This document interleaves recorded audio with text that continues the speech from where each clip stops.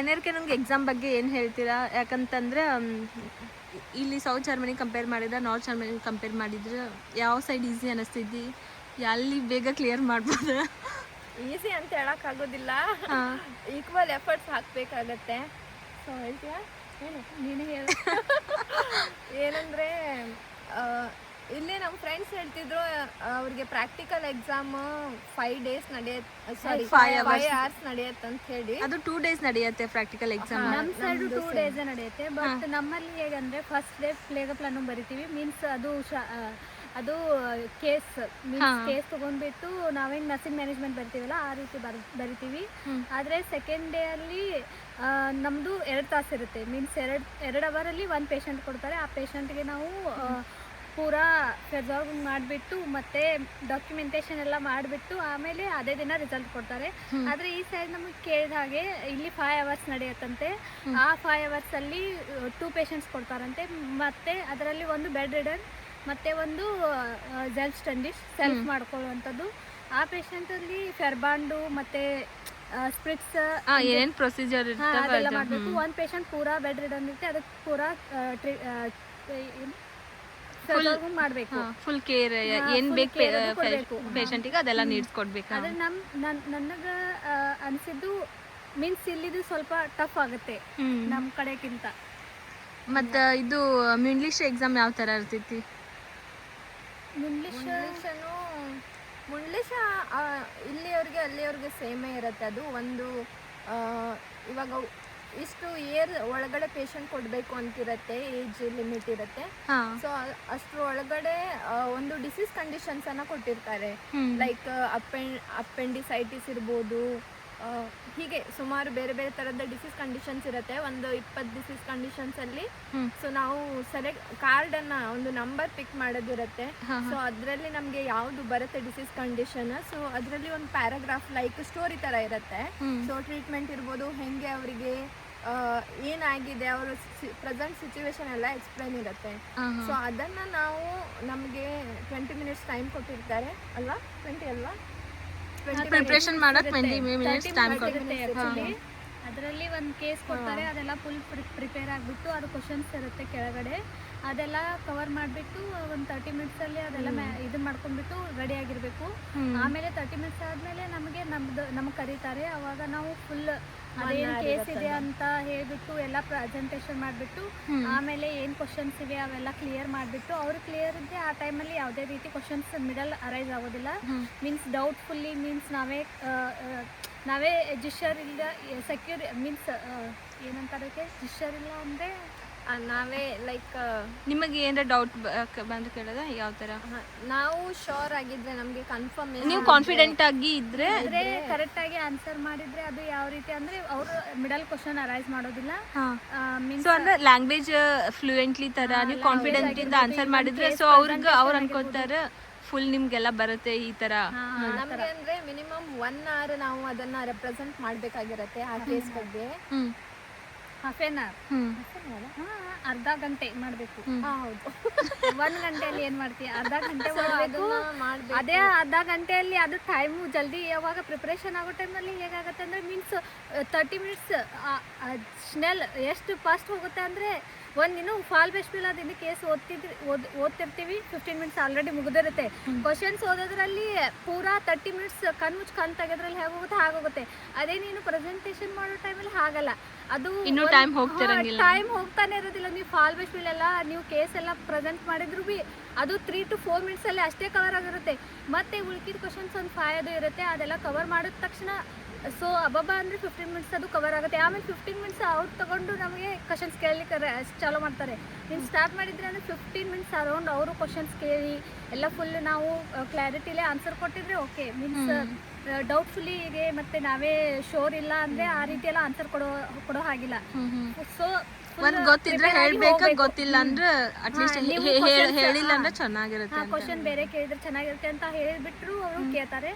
Means ನಾವು full ready ಆಗಿ ಹೋಗ್ಬೇಕಂತ. ಹಾಗೆ ಅಷ್ಟೊಂದು ಡಿಫಿಕಲ್ಟ್ ಏನಿಲ್ಲ, ಬಿಕಾಸ್ ಮುಂಚೆ ಕ್ಲಾಸಸ್ ಎಲ್ಲ ಪ್ರಾಕ್ಟೀಸ್ ಟೆಸ್ಟ್ ಎಲ್ಲ ಮಾಡಿಸಿರ್ತಾರೆ. ಸೊ ಈಸಿಯಾಗಿ ಪಾಸ್ ಆಗ್ಬೋದು. ಸೊ ಅಷ್ಟು ಡಿಫಿಕಲ್ಟಿ. ಸೊ ಇದು ಎಕ್ಸಾಮ್ ಹೆಂಗೈತೆ ಅಂದ್ರೆ ಸೇಮ್ ನಮ್ಮ ಫೈನಲ್ ಇಯರ್ ಪ್ರಾಕ್ಟಿಕಲ್ ಎಕ್ಸಾಮ್ ಇರುತ್ತೆ. ಸೊ ಅವರು 20 ಟಾಪಿಕ್ಸ್ ಇಟ್ಟಿರ್ತಾರೆ, ಅದ್ರ ಒಂದು ಟಾಪಿಕ್ ಚೂಸ್ ಮಾಡಿ ಸೊ ಅದನ್ನ ನಾವು ಹೇಳೋದು. ಇಲ್ಲಿ ಪ್ರಿಪೇರ್ ಮಾಡಿ 20 minutes preparation time, 30 minutes presentation time. So ಅದು ಒಂದು ಟಾಪಿಕ್ ಚೂಸ್ ಮಾಡಿರ್ತಾರಲ್ಲ, ಆ ಡಿಸೀಸ್ ಕಂಡೀಷನ್ ಮೇಲೆ ಡಿಫ್ರೆಂಟ್ ಕ್ವಶನ್ಸ್ ಇರ್ತವೆ. ಅಂದ್ರೆ 3 ಡಿವಿಷನ್ ಅಲ್ಲಿ ಕ್ವಶನ್ಸ್ ಇರ್ತವೆ. 1 ಡಿವಿಷನ್ ಅಲ್ಲಿ 2 to 3 ಕ್ವಶನ್ಸ್ ಇರುತ್ತೆ. ಸೊ ಹಾಗೆ ಈಚ್ ಕ್ವಶನ್ಗೆ ಆನ್ಸರ್ ಪ್ರಿಪೇರ್ ಮಾಡಿಬಿಟ್ಟು ನಾವು ಅವ್ರ ಮುಂದೆ ರೆಪ್ರೆಸೆಂಟ್ ಮಾಡಬೇಕಾಗಿರತ್ತೆ. ಸೊ ಅದೆಲ್ಲ ಕಂಪ್ಲೀಟ್ ಆದರೆ ಟೈಮ್ ನಮ್ಮದು ಕಂಪ್ಲೀಟ್ ಕವರ್ ಆಯ್ತಂದ್ರೆ ಕ್ವಶನ್ ಅರೈಸ್ ಮಾಡಲ್ಲ ಅವರು. ಆಲ್ಮೋಸ್ಟ್ ಇನ್ ಬಿಟ್ವೀನ್ 2-3 ಕ್ವಶನ್ಸ್ ಹಿಂಗೆ ಕೇಳ್ತಾರೆ ಅವರು. ಸೊ ಅದನ್ನು ನಾವು ಆನ್ಸರ್ ಮಾಡಿದ್ರೆ ಆಯಿತು. ಅಷ್ಟೇನು ಕಷ್ಟ ಅನಿಸಿಲ್ಲ, ಈಸಿ ಇದೆ, ಮಾಡ್ಬೋದು. ಸೊ ಮತ್ತು ಒಂದಿಷ್ಟು ಜನ ಜರ್ಮನ್ ಲ್ಯಾಂಗ್ವೇಜ್ ಕಲಿಯೋಕೆ ಕಷ್ಟ ಆಗ್ತೈತಿ ಅಂತ ಹೇಳ್ತಿರ್ತಾರೆ. ಸೊ ಅವ್ರಿಗೆ ಏನು ಸಜೆಷನ್ ಕೊಡ್ತೀರಿ ನೀವು? ಇಲ್ಲಪ್ಪ, ನಾನು ಮುಂಚೆ ಹಾಗೆ ಥಿಂಕ್ ಮಾಡಿದ್ದೆ, ನೀವು ಲ್ಯಾಂಗ್ವೇಜ್ ಹೆಂಗಿರತ್ತೇನೋ ಅಂಥೇಳಿ, ಬೇಡ ಏನೋ ಅಂಥೇಳಿ ಡಿಸೈಡ್ ಆಗಿದ್ದೆ. ಆಮೇಲೆ ನೋಡೋಣ, ಒಂದು ಟ್ರೈ ಮಾಡೋಣ ಅಂಥೇಳಿ ಸೊ ಡಿಸೈಡ್ ಮಾಡಿಬಿಟ್ಟು ಕ್ಲಾಸಸ್ ಸ್ಟಾರ್ಟ್ ಮಾಡಿದ್ವಿ. ಸೊ ಇನಿಷಿಯಲಿ ಸ್ವಲ್ಪ ಕಷ್ಟ ಆಗುತ್ತೆ.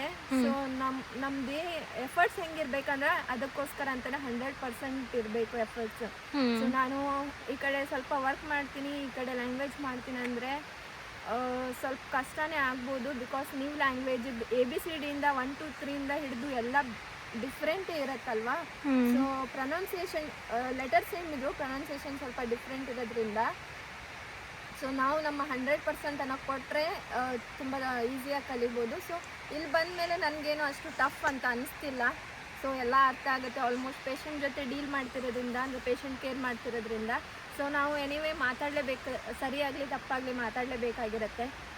ಸೊ ಇವಾಗಂತೂ ನಾನು ಎಲ್ಲಿ ಹೋದರೂ ಸರ್ವೈವ್ ಆಗ್ತೀನಿ ಅಷ್ಟು ಕಾನ್ಫಿಡೆನ್ಸ್ ಇದೆ. ಬಿಕಾಸ್ ಅಷ್ಟೊಂದು ಡಿಫಿಕಲ್ಟ್ ಇಲ್ಲ, ಬಟ್ ನಮ್ಮ ಕಡೆಯಿಂದ 100% ಕೊಟ್ಟರೆ ಈಸಿಯಾಗಿ ಮಾಡ್ಕೋಬೋದು. ಸೊ ನಾನೆಲ್ಲರಿಗೂ ಸಜೆಸ್ಟ್ ಮಾಡ್ತೀನಿ, ಜರ್ಮನ್ ಲ್ಯಾಂಗ್ವೇಜ್ ಅಷ್ಟು ಡಿಫಿಕಲ್ಟ್ ಏನೂ ಇಲ್ಲ. ನೀವು 100% ನಿಮ್ಗೆ ಕೊಟ್ಟರೆ ಸ್ವಲ್ಪ ಇಂಟ್ರೆಸ್ಟಿಂಗ್ ಇರುತ್ತೆ ಅದು ಲ್ಯಾಂಗ್ವೇಜ್ ನೀವು ಕಲಿಯೋದಕ್ಕೆ. ಸೊ ವರ್ಡ್ಸ್ ಆಗ್ಬೋದು, ಮೀನಿಂಗ್ಸ್ ಆಗಿರ್ಬೋದು, ಎಲ್ಲ ಡಿಫ್ರೆಂಟ್ ಇರೋದ್ರಿಂದ ಸೊ ನಮಗೆ ಎಷ್ಟು ಇಂಟ್ರೆಸ್ಟ್ ಕೊಟ್ಟು ಕಲಿತೀವಿ ಅಷ್ಟು ಲ್ಯಾಂಗ್ವೇಜ್ ಇಂಪ್ರೂವ್ಮೆಂಟ್ ಆಗುತ್ತೆ. ಸೊ ಮಾಡ್ಬೋದು, ಯಾರು ಬೇಕಾದ್ರೂ ಲ್ಯಾಂಗ್ವೇಜ್ ಈಸಿಯಾಗಿ ಕಲಿಬೋದು, ಅಷ್ಟೇನು ಡಿಫಿಕಲ್ಟ್ ಇಲ್ಲ. ಇನ್ನೊಂದು ಕ್ವಶನ್ ಅಂದರೆ, ಇವಾಗ ಇಂಗ್ಲೀಷ್ ಬರ್ಲವರು ಕಲಿಬೋದಾ? ಏನು ಇಂಗ್ಲೀಷ್ ಏನಾದರೂ ಹೆಲ್ಪ್ ಆಗುತ್ತಾ ಇಲ್ಲಿ? ಇಂಗ್ಲೀಷ್ ಹೆಲ್ಪ್ ಆಗುತ್ತೆ, ಸಮ್ ಸಿಚುವೇಶನಲ್ಲಿ ಹೆಲ್ಪ್ ಆಗುತ್ತೆ. ಬಿಕಾಸ್ ಸಿಮಿಲರ್ ವರ್ಡ್ಸ್ ಇರುತ್ತೆ, ಬಟ್ ಪ್ರೊನೌನ್ಸಿಯೇಷನ್ ಮಾತ್ರ ಡಿಫ್ರೆಂಟ್ ಇರುತ್ತೆ. ಅಂದರೆ ಕೆಲವೊಬ್ರು ಏನು ಗೊತ್ತಾ, ಇಂಗ್ಲೀಷ್ ಲ್ಯಾಂಗ್ವೇಜ್ ಬರ್ತಿರಂಗಿಲ್ಲ. ಸೊ ಆ ಇಂಗ್ಲೀಷ್ ಲ್ಯಾಂಗ್ವೇಜ್ ಬರ್ಲಿದ್ದಕ್ಕೆ ಸೊ ಜರ್ಮನ್ ಲ್ಯಾಂಗ್ವೇಜ್ ಕಲಿಯೋಕೆ ಪ್ರಾಬ್ಲಮ್ ಆಗುತ್ತಾ ಹೆಂಗೆ? ಇಲ್ಲ, ಹಾಗೇನಿಲ್ಲ. ಬಿಕಾಸ್ ಕಂಪ್ಲೀಟ್ಲಿ ಡಿಫ್ರೆಂಟ್ ವರ್ಡ್ಸ್ ಇರುತ್ತೆ ಇಲ್ಲಿ. ಸೊ ಅಂದರೆ ABCD ಇಂಗ್ಲೀಷ್ ಅಂತೂ ಬರೆಯಕ್ಕೆ ಬಂದೇ ಬರುತ್ತೆ ಎಲ್ರಿಗೂ. ಹಾಗೇನಿಲ್ಲ, ಪ್ರೊನೌನ್ಸಿಯೇಷನು ಡಿಫ್ರೆಂಟ್ ಇರುತ್ತೆ, ಕಂಪ್ಲೀಟ್ ಡಿಫ್ರೆಂಟ್ ಇರುತ್ತೆ. ಇಂಗ್ಲೀಷ್ ಬರಲ್ಲ, ಲ್ಯಾಂಗ್ವೇಜ್ ಆಗಲ್ಲ ಅಂತೇನಿಲ್ಲ. ಸೊ ಇಂಗ್ಲೀಷಿಗೂ ಅದಕ್ಕೆ ಈ ಲ್ಯಾಂಗ್ವೇಜಿಗೆ ಅಷ್ಟೊಂದು ಏನು ಲಿಂಕ್ ಇಲ್ಲ. ಸೊ ಸಮ್ ವರ್ಡ್ಸ್ ಬರುತ್ತೆ ಬಿಟ್ಟರೆ ಇದು ಕಂಪ್ಲೀಟ್ಲಿ ಡಿಫ್ರೆಂಟ್ ಇದೆ ಲ್ಯಾಂಗ್ವೇಜ್. ಈಸಿಯಾಗಿ ಕಲಿಬೋದು, ಇಂಗ್ಲೀಷ್ ಬರಲೇಬೇಕಂತೇನಿಲ್ಲ, ನೀವು ಸರ್ವೈವ್ ಆಗ್ಬೋದು. Without English language German language ಕಲಿಬೋದು. ಕಲಿಬೋದು, ಹಾಗೇನಿಲ್ಲ. ನೀವು ಈವನ್ ಕನ್ನಡ ಗೊತ್ತಿದ್ರು ನಾವು ಆ ಲ್ಯಾಂಗ್ವೇಜನ್ನು ಈಸಿಯಾಗಿ ಕಲಿಬೋದು. ಮತ್ತು ನಿಮ್ಮ ಹಾಸ್ಪಿಟಲ್ದಾಗ ಯಾರಾದರೂ ಇಂಗ್ಲೀಷ್ ಮಾತಾಡ್ತಾರ? ಇಲ್ಲ, ಆಲ್ಮೋಸ್ಟ್ ತುಂಬ ಕಡಿಮೆ. ಬಿಕಾಸ್ ಇಲ್ಲಿ ನಾನು ಸುಮಾರು ಜನ ಪೇಷಂಟ್ ಹಿಂಗೆ ಬಂದಾಗ ಕೇಳಿರ್ತೀನಿ, ನಿಮಗೆ ನಿಮ್ಮ ಸ್ಕೂಲ್ಸಲ್ಲೆಲ್ಲ ಇಂಗ್ಲೀಷ್ ಲ್ಯಾಂಗ್ವೇಜ್ ಇಲ್ವಾ ಸಬ್ಜೆಕ್ಟಾಗಿ ಅಂತ ಕೇಳಿದಾಗ ಸೊ ಅವರು ಆಲ್ಮೋಸ್ಟ್ ಹೇಳ್ತಾರೆ, ಇಲ್ಲ ನಾವು ಇಂಗ್ಲೀಷ್ ಕಲಿಬೇಕಾದ್ರೆ ಸಪ್ರೇಟ್ ಕ್ಲಾಸಸ್ ಮಾಡಬೇಕಾಗತ್ತೆ, ಸಪ್ರೇಟ್ ಕೋರ್ಸ್ ಮಾಡಬೇಕಾಗತ್ತೆ ಅಂತ ಹೇಳಿದರು. ಸೊ ಕಂಪಲ್ಸರಿ ಇಂಗ್ಲೀಷ್ ಲ್ಯಾಂಗ್ವೇಜ್ ಇಲ್ಲದೆ ಇರೋದ್ರಿಂದ ಇಲ್ಲಿ ಆಲ್ಮೋಸ್ಟ್ ತುಂಬ ಜನಕ್ಕೆ ಇಂಗ್ಲೀಷ್ ಬರೋದಿಲ್ಲ. ಸೊ ಬೇರೆ ಕಂಟ್ರಿಯಿಂದ ಯಾರ್ಯಾರೆಲ್ಲ ಬಂದಿರ್ತಾರೆ ಅವ್ರಿಗೆ ಬಿಟ್ಟರೆ ಇಲ್ಲಿ ಜರ್ಮನ್ಸಿಗೆ ಅಷ್ಟೊಂದು ಇಂಗ್ಲೀಷ್ ಬರೋದಿಲ್ಲ. ಇವಾಗ ನಾನು ಒಂದಿಷ್ಟು ಜನ ಕೇಳಿದೆ. ಸೊ ಅವ್ರು ಇವಾಗ ಒಂದಿಷ್ಟು ಜನ ಹೇಳಿದ್ರು, ರೀಸೆಂಟಾಗಿ ಇವಾಗ ಸ್ಟೂಡೆಂಟ್ಸ್ ಇವಾಗ ಕ್ಲಾಸಸ್ಸಿಗೆ ಇಂಗ್ಲೀಷ್ ಸಬ್ಜೆಕ್ಟ್ನ ಆ್ಯಡ್ ಮಾಡಿದಾರಂತೆ. ಮುಂಚೆ ಎಲ್ಲ ಇಂಗ್ಲೀಷ್ ಸಬ್ಜೆಕ್ಟ್ ಇರಲಿಲ್ಲ ಅಂತ. ಇವಾಗೆಲ್ಲ ಯೂನಿವರ್ಸಿಟಿ ಒಳಗೆ ಯಾರು ಕಲಿಯಕ್ಕೆ ಹೋಗ್ತಾರೋ ಅವಾಗ ಇಂಗ್ಲೀಷ್ ಲ್ಯಾಂಗ್ವೇಜ್ ಇತ್ತಂತೆ. ಹೌದು, ಇವಾಗ ನರ್ಸಿಂಗ್ ಇದ್ದು ನನಗೆ ಯಾವ ಲ್ಯಾಂಗ್ವೇಜಲ್ಲಿ ಮೇ ಬಿ ಜರ್ಮನಲ್ಲಿ ಟೀಚ್ ಮಾಡ್ತಿರ್ಬೋದು. ಆದರೆ ಈಗ ಬೇರೆ ಬೇರೆ ಫೀಲ್ಡ್, ಇಂಜಿನಿಯರಿಂಗ್ ಫೀಲ್ಡ್ ಇರ್ಬೋದು, ಅವ್ರು ಯೂನಿವರ್ಸಿಟಿ ಥ್ರೂ ಬಂದಿರೋದ್ರಿಂದ ಅವರಿಗೆಲ್ಲ ಇಂಗ್ಲೀಷ್ ಥ್ರೂನೇ ಇರುತ್ತೆ. ಇಂಗ್ಲೀಷಲ್ಲೇ ಕೋರ್ಸಸ್ ಎಲ್ಲ ಇರುತ್ತೆ. ಸೊ ಏನಿಲ್ಲ, ಅಷ್ಟೊಂದು ಈಸಿ ಇದೆ ಜರ್ಮನ್, ಈಸಿಯಾಗಿ ಸರ್ವೈವ್ ಆಗ್ಬೋದು. ನನಗೇನು ಅಷ್ಟು ಡಿಫಿಕಲ್ಟಿ ಅನಿಸಿಲ್ಲ, ಅದ್ರ ಬಗ್ಗೆ ಮಾಡ್ಬೋದು. So thank you.